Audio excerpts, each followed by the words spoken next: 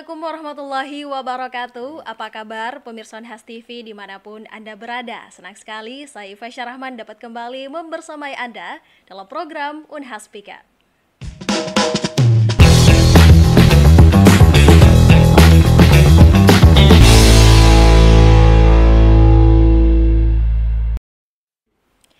Pemirsa, sejak berdiri pada tahun 1956, Universitas Hasanuddin terus tumbuh menjadi perguruan tinggi terkemuka dari Indonesia Timur. Dari masa ke masa, kampus ini tidak hanya menjadi pusat pendidikan tinggi, tetapi juga menjadi pelopor penggerak perubahan dalam berbagai hal, mulai dari riset, inovasi, hingga pengabdian kepada masyarakat. Di tengah dinamika sosial, ekonomi, dan politik bangsa, Unhas selalu punya cara untuk menjawab tantangan zaman dengan menghadirkan peluang-peluang baru. Kini, di era digitalisasi dan globalisasi, kita perlu memaknai bersama kemana sebenarnya arah Universitas Hasanuddin ke depannya. Nah, untuk itu pemirsa, di episode kali ini sudah hadir bersama kita narasumber yang luar biasa, tokoh yang tidak hanya menjadi saksi, tetapi juga menjadi pelaku dari sejarah perkembangan Universitas Hasanuddin seperti yang kita lihat hingga hari ini. Di episode kali ini, kita sudah menghadirkan Rektor ke-9 Universitas Hasanuddin yang sudah menahkodai Unhas selama 2 periode, sejak tahun 1989 hingga tahun 1997, dan tentunya beliau ini akan menceritakan pengalaman-pengalaman bagaimana sih dinamika kampus pada masa kepemimpinannya, dan juga akan memaparkan bagaimana pandangannya terkait dengan tantangan dan peluang Unhas di masa yang akan datang. Langsung saja pemirsa, kita sapa narasumber kita pada kesempatan ini. Ada Profesor Dr. Basri Hasanuddin MA. Assalamualaikum Prof. Waalaikumsalam. Gimana kabarnya hari ini Prof? Baik. Alhamdulillah baik. Senang bisa hadir. Senang bisa hadir. Ini juga menjadi kesempatan yang luar biasa bagi pemirsa Unhas TV. Kita bisa sharing-sharing langsung bersama dengan tokoh penting dari pendirian atau perkembangan Unhas hingga saat ini. Mungkin untuk mengawali sharing-sharing kita Prof pada kesempatan ini, di tahun 1989 ketika Prof pertama dilantik sebagai Rektor Unhas, bagaimana sih kondisi atau keadaan Unhas pada masa tersebut Prof? Jadi terima kasih. Saya menjadi rektor itu long time ago ya. Long time ago, betul. Tahun 89 ya. 89. Ketika Unhas masih berada di kampus lama yang kita kenal sebagai kampus Beraya. Kampus Beraya, betul. Dengan fasilitas pendidikan fisik maupun non fisik yang masih sangat terbatas. Okay. Sumber daya manusia juga yang sangat terbatas. Tapi kita pada waktu itu dituntut untuk menghadirkan sebuah perguruan tinggi terbagus. Salah satu perguruan tinggi terbagus di Indonesia. Paling tidak terbagus di Indonesia bagian timur. Okay. Dan itulah misi saya pada waktu itu ya, sebagai rektor. Oke, dan sebelumnya kan kita ketahui juga bahwa Prof Basri ini juga sempat menjabat sebagai wakil rektor atau pembantu rektor pada masa itu sebutannya. Nah, bagaimana kemudian harapan tersebut lahir bahwa Prof Basri ini bisa menjadi sosok pemimpin Unhas di masa kemudian? Jadi benar, saya punya pengalaman panjang di kehadiran saya di Unhas ini. Saya pernah menjadi pembantu rektor 2 waktu itu, di bawah rektor yang berbeda. Yeah. Kemudian pembantu rektor 1, dan pengalaman-pengalaman itu kemudian mengundang teman-teman, kolega dosen Unhas untuk memberikan kesempatan kepada saya sebagai rektor pada waktunya yang ditentukannya. Ya, kira-kira begitu ceritanya itu ya. Dari pengalaman-pengalaman jabatan sebelumnya lah yang kemudian mendorong Prof Basri. Ya, tidak terjadi seperti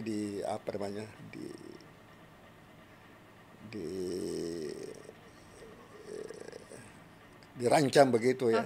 Berlangsung saja alamiah. Berlangsung saja ya, sesuai dengan kepercayaan tersebut juga Prof dengan optimis tentunya mampu untuk. Tadi sempat disebutkan sedikit Prof bahwa pada masa itu dengan keterbatasan yang ada di kampus baik itu fisik maupun non fisik, dalam hal ini mungkin SDM ya pada masa tersebut Prof, ada tuntutan bahwa kita mesti jadi yang terbaik di Indonesia atau paling tidak di Indonesia Timur saja lah. Dari mana sih lahirnya tuntutan tersebut Prof? Jadi pada waktu itu perguruan tinggi di Indonesia sudah cukup ramai. Dan kita mengenal bahwa perguruan tinggi di Jawa itu dianggap sebagai center of excellence. Betul, ya. Sedangkan yang di luarnya itu ya seperti penghias saja. Karena itu saya tidak senang dengan konsep itu. Saya hadir di UNHAS ini dengan ketetapan dan semangat ya, bahwa UNHAS ini harus bisa saya jadikan untuk menjadi, kalau tidak hebat di Indonesia, paling hebat di Indonesia bagian timur. Dan alhamdulillah itu bisa kita wujudkan saat ini. Luar biasa sekali. Jadi pada masa tersebut memang Prof. Basri ini sudah melihat adanya ketidakmerataan, ketidakseimbangan lah dalam hal pendidikan ya Prof, seperti yang disebutkan tadi. Jadi, di Jawa sudah bermunculan kampus-kampus besar mungkin, sementara Indonesia Timur belum ada biar satu gitu ya Prof. Mereka itu sebut dirinya sebagai Center of Excellence. Melihat kondisi tersebut Prof punya visi itu tadi, menghadirkan satu saja lah mungkin yang paling baik, yang the best dari Indonesia bagian timur. Jadi pada masa tersebut Prof, mungkin di awal kepemimpinan Prof, misi besarnya atau satu target utamanya di masa tersebut apa Prof? Saya coba lihat mapping dari keadaan pada waktu itu, dan saya melihat ada ketimpangan pada ketersediaan sumber daya manusia yang bagus di UNHAS ya. Waktu itu saya ingat ketika Prof. Amiruddin Rektor yang sebelumnya itu meminta saya untuk memikirkan mengenai perkembangan UNHAS ke depan ini dan melakukan upaya-upaya untuk memacu pertumbuhannya secepatnya. Betul.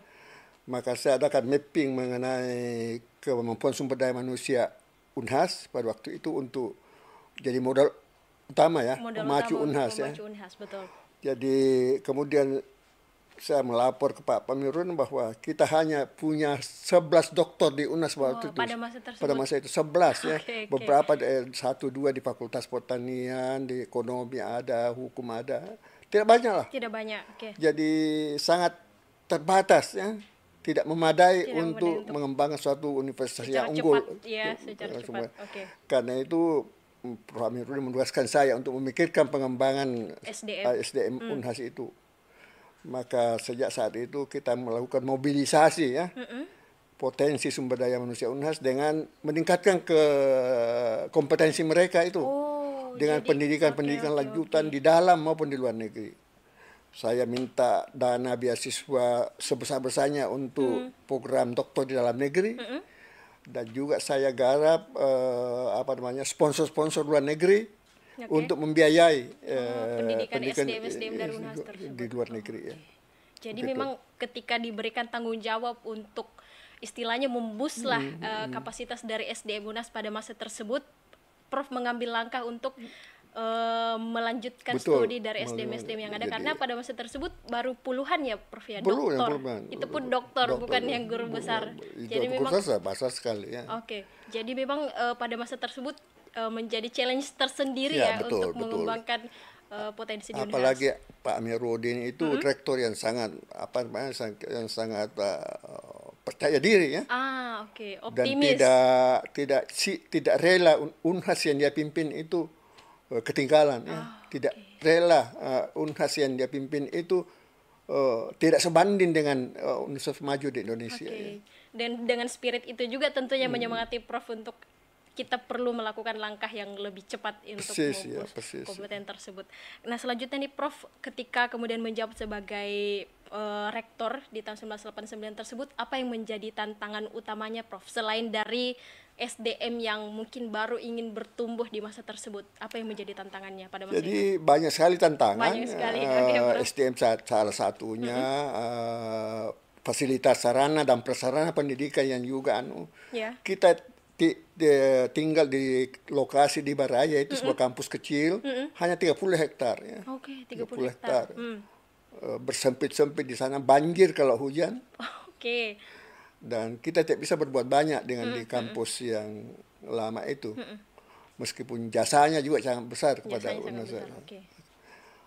Karena itulah bersama-sama dengan Pak Amiruddin kita berusaha untuk segera bisa bertransformasi ke kampus yang lain di luar dari Baraya itu. Dan alhamdulillah Wali Kota Makassar Pak Patompo ya, Pak Patompo itu menghadiahkan ya, ini kita ingat, warga UNHAS ingat itu Pak Patompo ya, jasa dari Pak Patompo. Kita naik helikopter memantau daratan ke Kota Makassar ini dan melihat sebingkai tanah di Tamalan Ria ini. Wow. Ada 220 hektar dan Pak Patompo instan itu dengan semangat ke Makassarannya itu memberikan ini kepada Unhas. Bisa pakai aja Pak Rektor itu tanah itu. Jadi maka kita rancanglah rencana untuk pindah dari Baraya ke Tamalan Ria di atas lahan baru 220 hektar di sini di kampus ini 220, di sebelah ada perumahan juga 80 hektar untuk perumahan, jadi lebih hampir 300 hektar itu ya. Totalnya itu dihadiahkan oleh Pak Patompo. Dan inilah wajah dari Unhas baru kita sekarang di Tamalan Ria. Jadi ada perjalanan unik juga dari yang ketika awalnya di kampus Baraya tersebut bahkan sampai banjir ya Prof kalau musim hujan. Tapi terkait dengan support pemerintah kota pada masa tersebut itu dijalin karena memang sebelumnya sudah ada kedekatan atau seperti apa Prof? Jadi memang peranan Unhas waktu itu di tengah-tengah masyarakat Sulawesi Selatan ini sudah sangat strategis pada masa tersebut. Jadi banyak kepentingan eksternal dia minta bantuan Unhas untuk membantu ya. Bahkan sejumlah bupati di daerah-daerah itu adalah diminta dari Unhas. Ada Bupati Wajo, Radigani, Bupati Toraja, Sinjai, apa semua itu orang-orang dari Unhas. Jadi kita sangat dekat dengan masyarakat lah. Bahkan kita menjadi seperti cahaya bagi masyarakat Sulawesi Selatan itu. Jadi memang sudah dirasakan dampak dari keberadaan Unhas itu sendiri sehingga begitu mensupportnya pemerintah kota pada masa tersebut khususnya Pak Patompo ya. Jadi setelah di lokasinya dicek langsung saja dikatakan bahwa Unhas nanti di sini gitu. Gunakan saja tersebut ya. Dengan modal lahan itu kita laporkan ke pusat. Kita lapor kepada Pak Harto waktu itu presiden bahwa Unhas rencana ingin membangun kampus baru.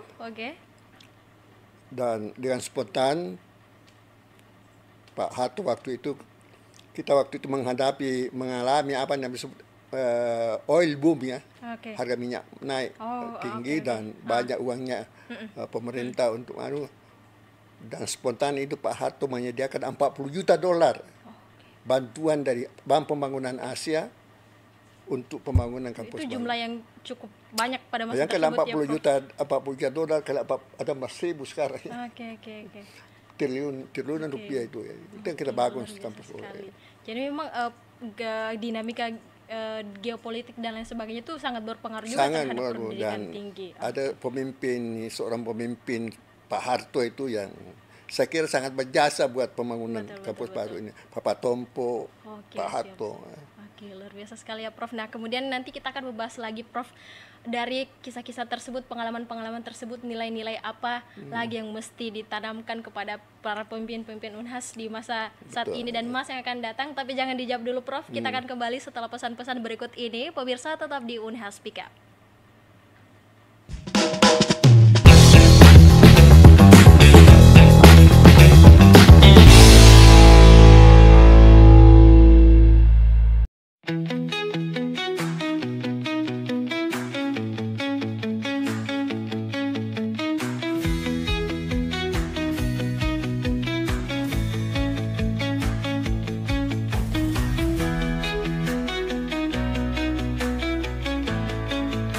Yuk hemat listrik. Matikan bukan lupakan, biar bumi gak burn out.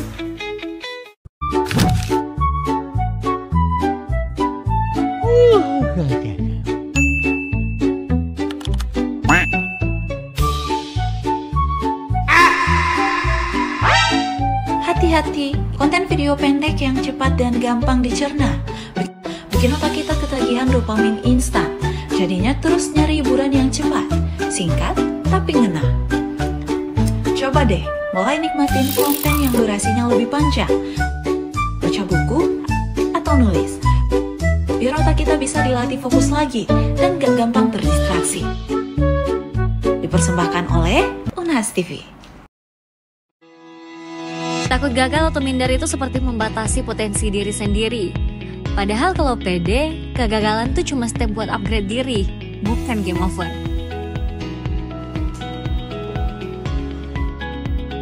Jangan bandingin dirimu dengan yang lain. Kamu punya cerita yang berbeda. Kamu nggak harus sempurna, buat jadi luar biasa. Versi kamu yang sekarang udah cukup keren kok. Setiap langkah kecilmu sangat berarti. Gagal bukanlah akhir, itu cuma belok dikit sebelum sampai tujuan. Ingat, kau punya tempat di dunia ini dan itu penting.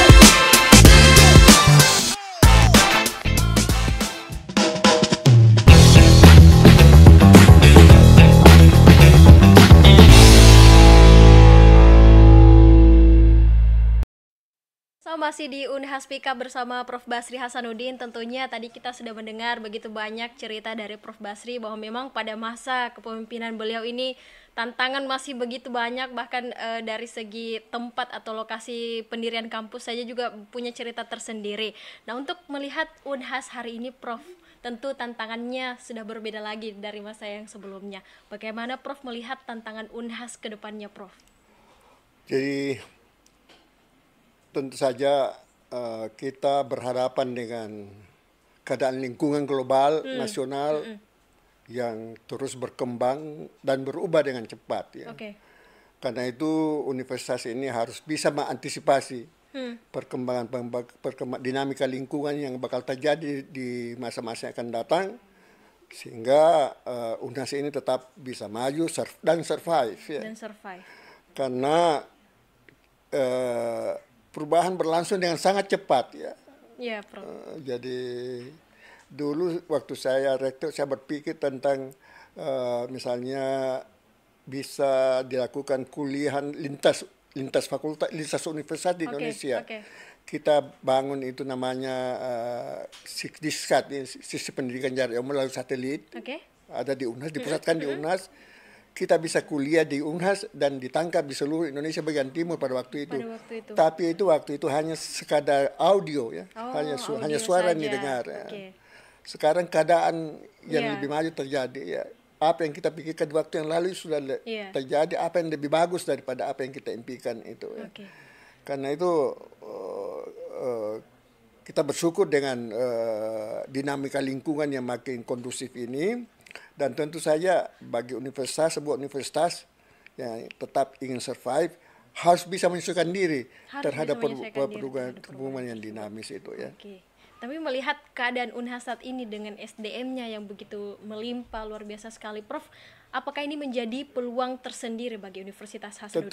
Tentu saja sumber daya manusia makin bagus ini tentu bisa mengkaji keadaan lingkungan yang dihadapi dan bisa berkiprah bagaimana mengatasi dinamika lingkungan itu dengan baik, sehingga universitas ini bisa tetap melaju ke depannya. Seperti diungkapkan itu dalam lirik lagu anunya Unhas itu, himnenya Unhas. Himnenya Unhas, oke. Finisi terbang tinggi itu ya. Oke, jadi ada filosofi juga yang terkandung dalam makna tersebut, bahwa Unhas ini harus selalu mampu untuk mengikuti perkembangan zaman yang ada, menyesuaikan diri, beradaptasi dengan perkembangan tersebut. Dan Prof lihat tentunya dengan SDM Unhas yang saat ini yang luar biasa sekali, hal itu menjadi salah satu peluang tersendiri. Kemudian kedepannya Prof, dengan adanya ini, apa kira-kira dari pandangan Prof sendiri yang masih perlu ditingkatkan lagi dari keadaan Unhas yang hari ini? Ini saya sedikit cerita ya. Prof. Sekarang ada konferensi daripada rektor-rektor di Eropa sana ya. Eropa ya. Dari Eropa Utara, Tengah, Selatan ya. Untuk memikirkan bagaimana merancang masa depan daripada sebuah universitas itu. Tapi mereka sampai pada kesimpulan bahwa susah sekali merancang, karena itu perubahannya. Kita harus berpikir tentang teknologi masa depan. Teknologi itu belum ada, tapi akan ada dalam waktu cepat, dan wujud dan kerjanya belum kita tahu seperti apa ya. Seperti AI sekarang ini ya, yang betul-betul hal yang sebelumnya mustahil sekarang sudah terjadi ya Prof ya. Saya tahun 70-an saya lihat pergi ke Amerika, itu lihat dosen-dosen universitas kuliah di sana. Saya tidak tahu kenapa semua orang Unhas di luar negeri tahu bahwa saya di Amerika. Belum ada web page. Diketahui. Semua mengucapkan selamat datang di Amerika. Saya tahu bagaimana caranya mereka tahu kehadiran saya di Amerika itu. Itu waktu teknologi sudah ada di sana ya. Kita belum kenal di Indonesia. Tapi semua datang mengucapkan selamat kepada saya, kehadiran saya di Amerika ya. Ada yang dari Jerman. Kaget juga pada waktu itu. Kita bisa tahu ini. Itu salah satu bukti kemajuan teknologi yang cepat pada masa tersebut.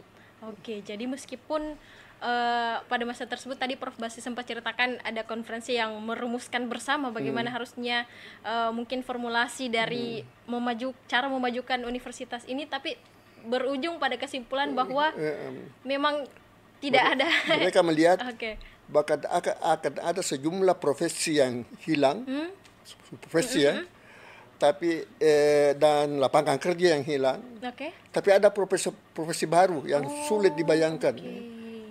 Bagaimana melihat itu apa yang bakal hilang dan apa yang bakal muncul itu tidak bisa, sehingga tidak serta-merta itu program studi diciptakan, disusun sesuai dengan perubahan-perubahan yang akan terjadi itu ya. Itu salah satu bentuk implementasinya juga penyesuaian tersebut ya Prof. Ya, betul, jadi tidak ada yang betul-betul ditetapkan dalam jangka waktu yang lama lah seperti itu ya Prof. Dan itu yang menjadi kunci juga bagi tentunya Sivitas Akademika Unhas saat ini, bagaimana siap menghadapi perubahan-perubahan yang begitu cepat tersebut ya Prof. Dan kalau ada mungkin nilai-nilai atau pesan yang ingin Prof tanamkan, yang hal tersebut Prof bisa menjadi pegangan bagi para pemimpin-pemimpin Unhas saat ini dan saat yang akan datang, apa Prof yang ingin disampaikan? Ya, ingin sampaikan bahwa berkolaborasi itu sangat penting. Jadi kerjasama itu sangat penting ya. Kita tidak bisa jalan sendiri dengan hidup sendiri, tapi harus banyak berkolaborasi dengan pihak-pihak lain ya. Karena semuanya tidak bisa kita kerjakan sendiri ya. Karena itu kemampuan berkolaborasi itu sangat penting. Mahasiswa kita juga bukan hanya pintar akademik, yang disebut hard skill, selidiar dengan pendidikan yang tekuni, tapi juga soft skill itu harusnya, yaitu bagaimana berkomunikasi, bagaimana berinteraksi dengan pihak-pihak lain, sehingga kita tenang, hidup dalam lingkungan yang dinamik, dan orang juga merasa bermanfaat, mendapat manfaat dari kehadiran kita dalam lingkungan itu ya. Kolaborasi dan jadi impact-nya Prof. Mahasiswa sadar itu jangan hanya mengejar IP saja ya. Boleh pintar bagus itu, tapi non akademik juga penting ya. Kemampuan leadership, kemampuan bekerja sama, lintas fakultas, lintas disiplin, menjadi pemimpin, latihan menjadi pemimpin ya harus ya. Jadi akademik boleh dikejar, tapi diseimbangkan juga dengan kemampuan-kemampuan yang tadi ya Prof, kepemimpinan, kolaborasi, dan bagaimana dia bisa berdampak tentunya kepada masyarakat. Betul. Dan saya rasa saat ini sudah begitu banyak program-program yang disediakan baik oleh pemerintah maupun juga kampus ya Prof, dalam mendukung hal tersebut. Saya kira sudah. Oke. Pemerintah sangat sadar mengenai sadar. tantangan yang dihadapi, dan mahasiswa juga itu harus menyambut ya, mengisi program-program yang disiapkan itu untuk mereka ya. Oke. Kalau melihat yang keadaan yang saat ini Prof, apakah Prof sudah melihat Unhas ini berada di track yang tepat dalam mengikuti perubahan-perubahan tersebut Prof? Ya, boleh dikata sudah dalam arah yang benar lah. Tepat persisnya mungkin perlu geser sedikit-sedikit itu untuk yang benar itu. Tapi sudah berada di jalur yang tepat ya Prof ya, dan tinggal ditingkatkan lagi bagaimana kemudian.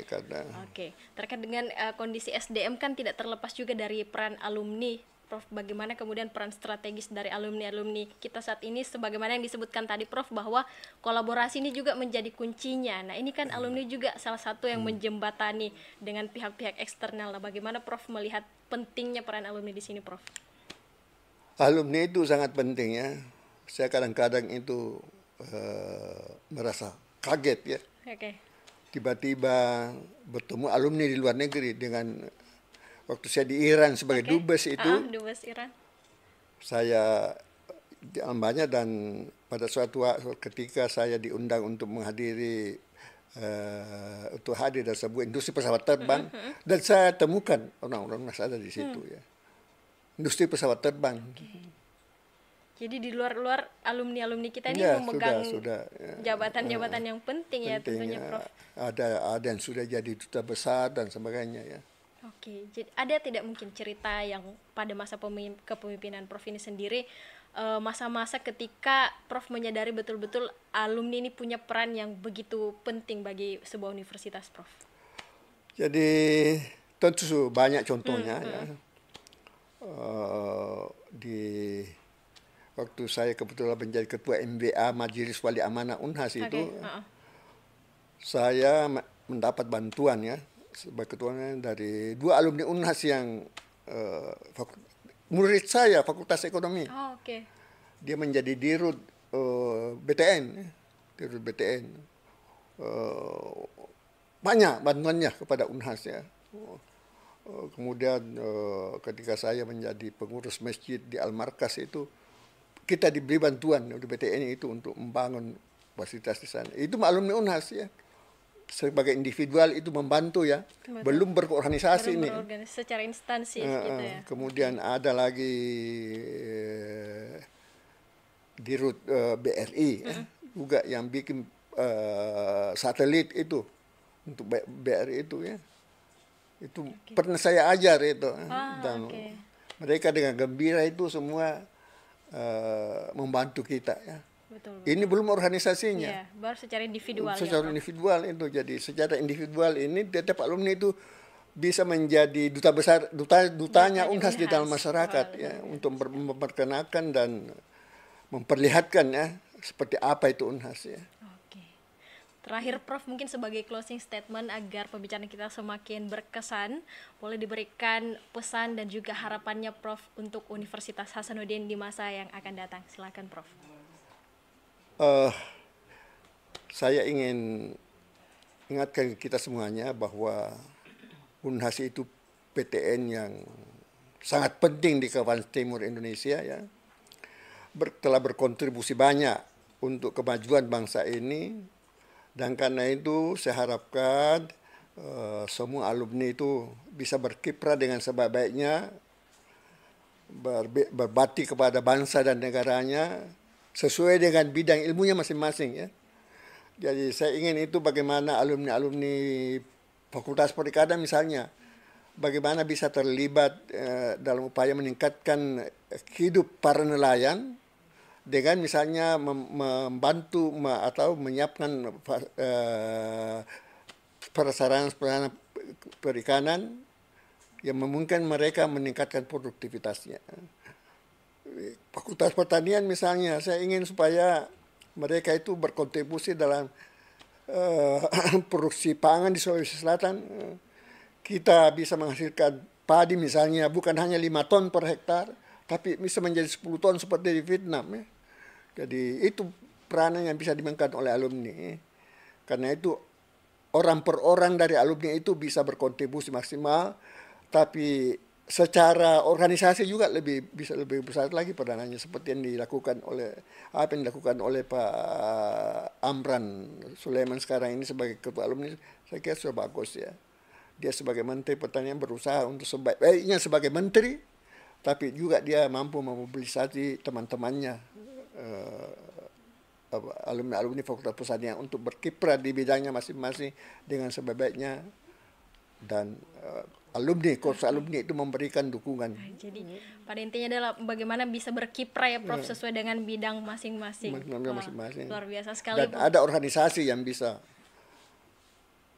baik secara individual maupun secara institusi ya, organisasi yang mereka bawa tentunya. Betul, ya Prof. Luar biasa sekali. Jadi pemirsa, luar biasa sekali diskusi kita pada kesempatan ini. Sudah banyak tadi pengalaman-pengalaman menarik yang diceritakan Prof. Basri. Tentunya tantangan pada masanya tentunya akan berbeda dengan tantangan yang dihadapi pada masa ini. Tapi tadi ada 2 yang saya garis bawahi, kemampuan untuk beradaptasi dengan perubahan yang sekarang semakin cepat ya Prof, dan juga kemampuan untuk berkolaborasi. Kita tidak jalan sendiri, tapi kita meng-guide partner-partner untuk tentunya maju bersama. Dan Universitas Hasanuddin dengan SDM-nya yang ada saat ini punya peluang besar, punya potensi yang besar untuk terus maju ke depannya. Terima kasih banyak Prof atas kesempatannya pada kali ini. Terima kasih banyak juga kepada pemirsa Unhas TV yang senantiasa menyaksikan Unhas Speak Up. Ikuti terus Unhas TV untuk mengakses program-program menarik lainnya. Saya Ifasya Rahman mewakili kru yang bertugas pamit undur diri dan sampai jumpa. Wassalamualaikum warahmatullahi wabarakatuh.